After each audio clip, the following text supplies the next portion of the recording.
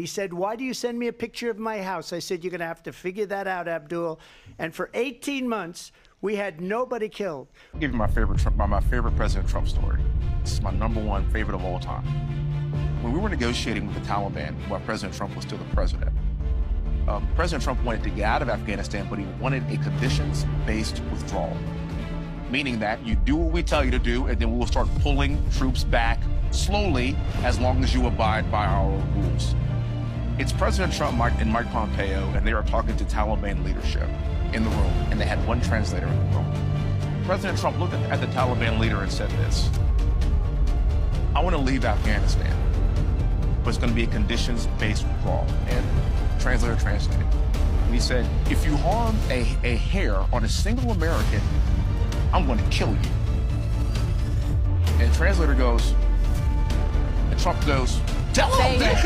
Yes. Tell him what I said. Tell him what I said.